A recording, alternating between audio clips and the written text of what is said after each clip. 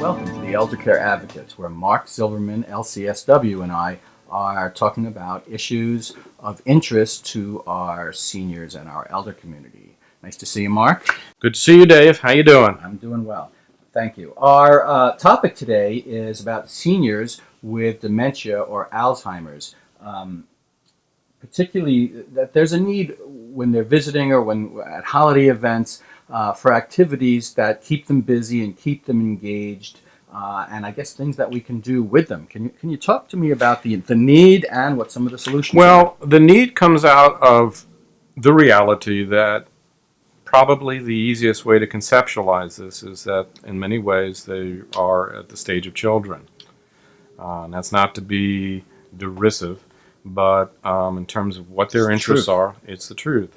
And what their interests are and their attention spans is not so different, depending upon the stage of Alzheimer's. But I'm thinking of somebody who's fairly advanced in Alzheimer's. And so they're not probably going to naturally fit in with the activities that other adults are doing at that moment. And I think there's a fear with with children, those of us who are parents and the children of senior parents. I think there's a tendency to shy away from this issue. I think with seniors with dementia or Alzheimer's, maybe we're a little uncomfortable or afraid even of the issue. Whereas with children, we say, here's some toys, go in the corner. But with our seniors, I think we're a little bit at a loss of what to do. We're a little bit freaked out by, mom or dad, they're sick, and what are we going to do? Yeah, I mean, it's painful, I guess, in a way. Again, it's this issue that these, presumably your parents, your grandparents. We're looking at our future in a way. Another issue, another good point. Or just it can feel, initially at least, disrespectful to be treating my parents this way, but I'm just trying to offer a way of conceptualizing it. Sure, great. That at this point, a lot of their values, attention span, need for activity is not indifferent in many ways from that of a child. And so the task is similar in keeping them busy, keeping them occupied, but in a way that you can also continue to enjoy your visit with the other adults. So what are some ways to do that? Well, let's see. I have made a list here, and there'll be a much more exhaustive list accompanying this on the website. Stringing popcorn is one of these activities that will keep them obviously busy and continuing to be busy. You should be doing these things with them. Mm-hmm. It still allows you to be connected with what else is going on.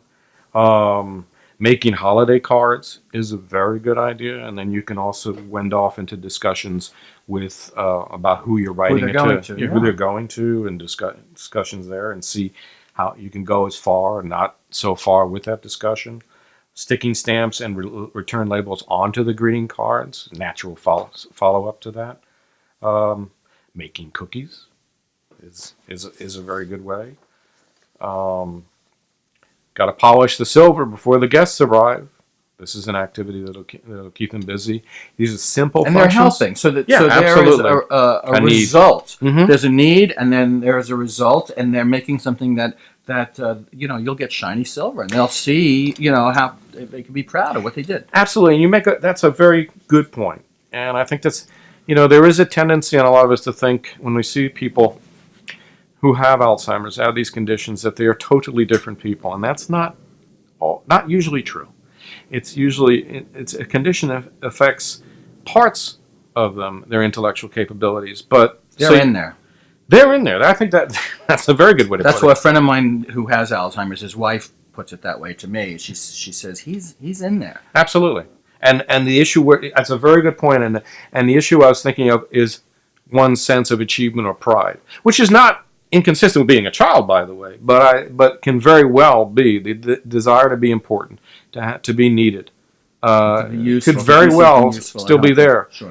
And if you think about what happens when you don't have that, if a person doesn't have that, they can feel ashamed, they can feel angry, they can feel frustrated at any point in life, including that's right. This and it's got to be healthy for the person for anybody really, but here for the person with Alzheimer's or dementia to feel good about themselves. That's and the if point. they do, it's got to be healthy for them. Absolutely, absolutely. Great.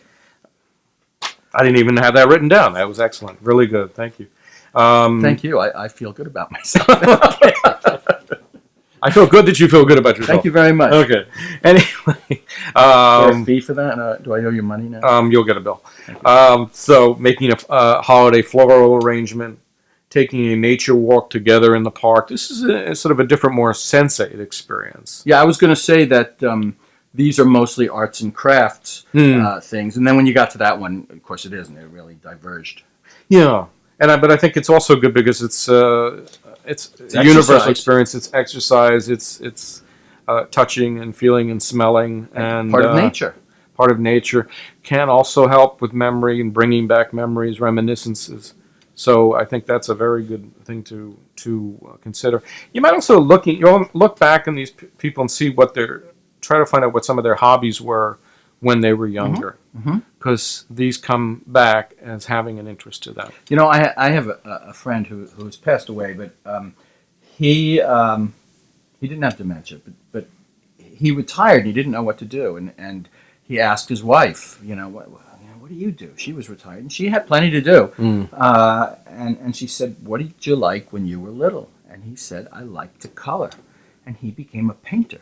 Yes. And he became Absolutely. a very accomplished painter, as it happens. But whether you become accomplished or not, you can enjoy coloring and you can enjoy painting. If you liked it when you're 5, you might like it when you're 85. I can say personally, when I was a kid, I liked astronomy and photography and fishing. And after, then it kind of died away. But I got into my 40s and I had sort of my life more in place. Lo and behold, I still, I found I still had a very strong interest in all those areas. And I think you can. It doesn't go away. Yeah, the affinity doesn't go away. No, it doesn't. It doesn't. And I think it may go. I think it can go dormant to a lot of people because they concentrate on getting their lives together. But it can definitely be a possibility for coming back. So those are some of the ideas. There'll be more on the site. Right. I think it's important to not. This way, we don't have to shy away from being engaged. And interacting. On a pretty significant level with mom or dad or grandma or grandpa.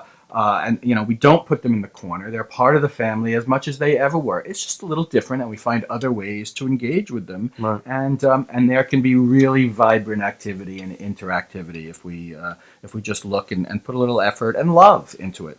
Absolutely. Like you said, they're in there. Very good. Thank you very much. Good to see you.